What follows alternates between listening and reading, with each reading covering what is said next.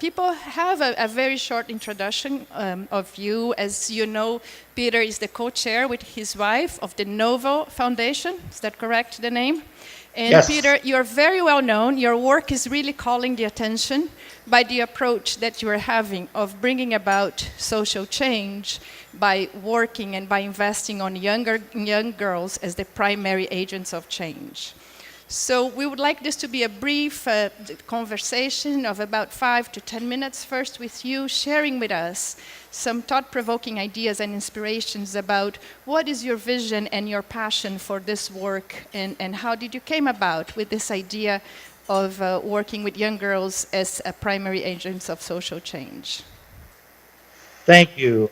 I'm thrilled to be here, even if it's over the internet. My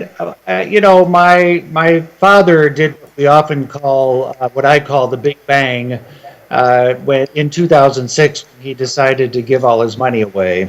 And we weren't surprised at that, but we didn't know we would play such a large role, my wife and I. And we knew that there were different ways we could operate. Certainly the money was important, philanthropically, but also the last name, call attention to certain things, and of course our behavior, how we actually operated as a foundation. And we were really searching for ways to get at root causes. That was very important to us.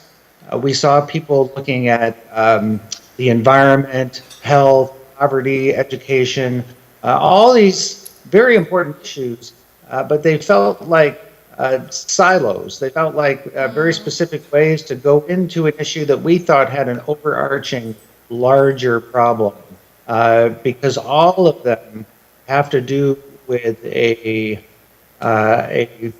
world of exploitation and domination and control and fear, essentially. And we thought that was the underlying issue with all of the specific problems at hand, that they were all really symptoms. Mm-hmm. I hope that some of you may have read my op-ed in the New York Times last year. I think that really, it very definitively says a lot of my feelings about my concerns, both with the world at large and sometimes even with philanthropy.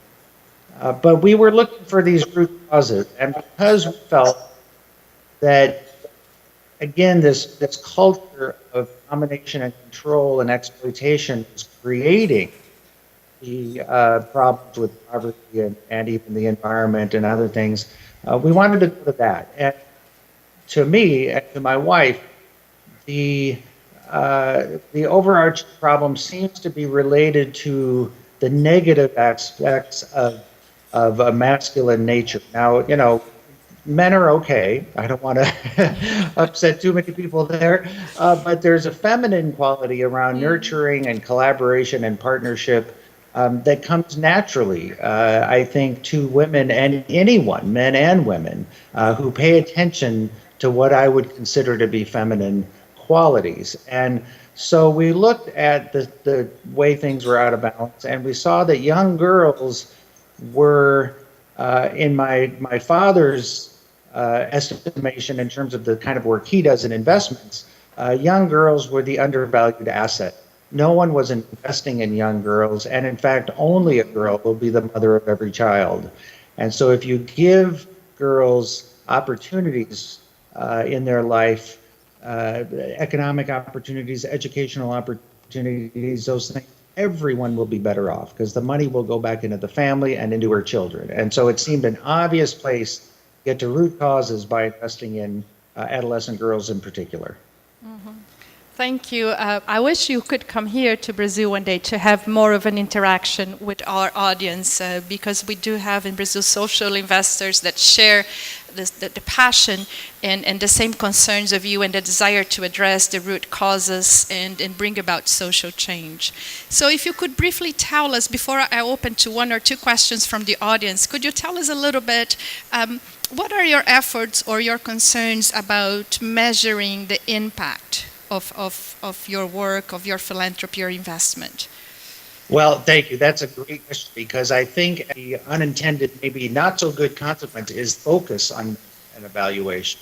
It can be important, but it depends on what you're measuring and Certainly, how yeah. long your time horizon is. And I think too many people are used to quick turnarounds because they're used to quarterly reports and annual returns and all these things. So it's in the mindset of the businessman to look for tangible and usually pretty quick results. And what I mentioned with adolescent girls, these are generational changes that are going to be happening. I remind our staff at the foundation that we may be dead before the things we're doing really show up in some kind of a metric.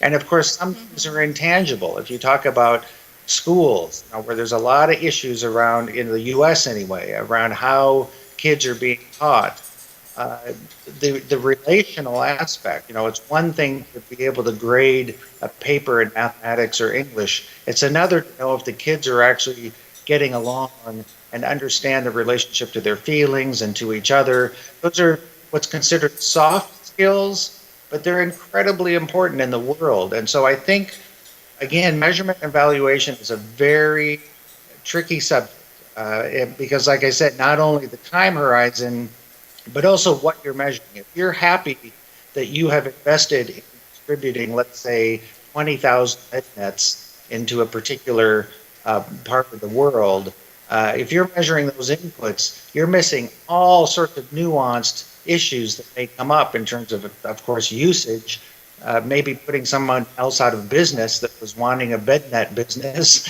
all sorts of subtle things within the work you're trying to do that you would miss if you were just wanting to measure something. And again, I can't say how important it is to really watch how things are being measured and evaluated.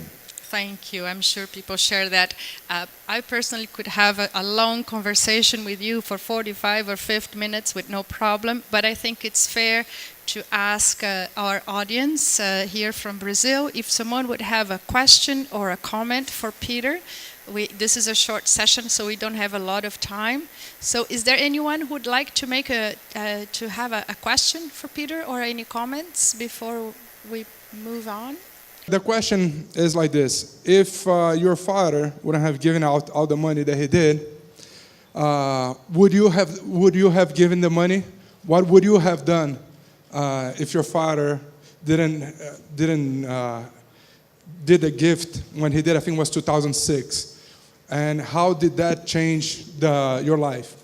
Sure, and as you might be able to see behind me, I've been a musician all my life, and that's what I was doing and still do, actually, and that's what I would probably continue to do.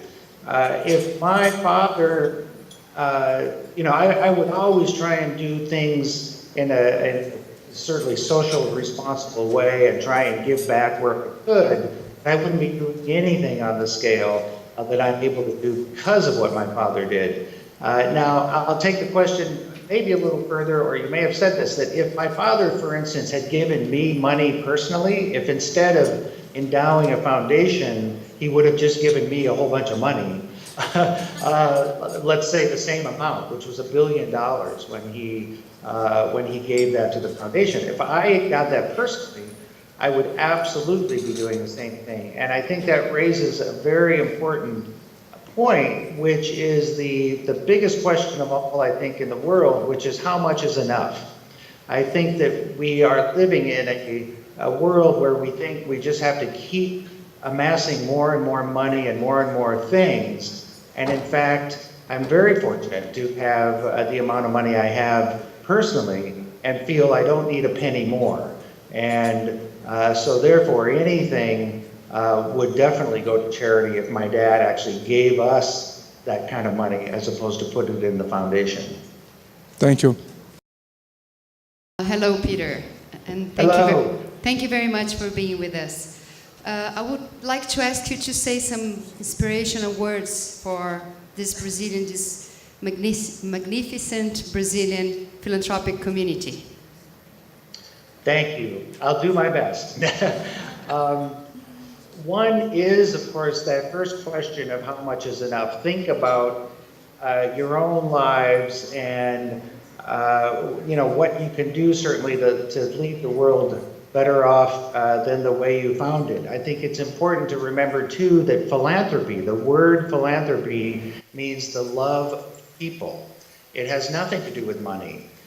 So while the money is important, how you give it, your intentions behind it, your business expertise, your time, those are equally important in the eyes of people that need it. And the other thing that I'm most concerned about is that we are here because we feel it's important to give back to society. It gives us purpose. If you have a foundation staff, it gives them purpose. And so you're able to get up every day and feel good giving back. But underlying all of that is to remember that the best world would be the world that didn't need our kind of help, that was actually practicing the true philanthropy, where people really lived in the world with open hearts and loving hearts, and everybody did have enough, and everybody was taken care of. So philanthropy wasn't actually necessary in the kinds of ways you're talking about today. And that's very tricky, because when you wake up in the morning and feel good about your life, feel it has purpose, feel you're giving back, that feels good for you personally. But the better thing would be if none of this actually existed. And so behind all of the wonderful work that you're doing, what you really want to do is put yourself out of a job. You want a world where you don't have to be in this position. And that's a very tricky balance to hold. If you can get up every day and think about how someone can be better off so you don't have to do it the next day. I think that's important to remember. Peter, thank you very much. I'd like to thank you for being brave enough to speak to such an unknown audience from such a distance. We truly appreciate.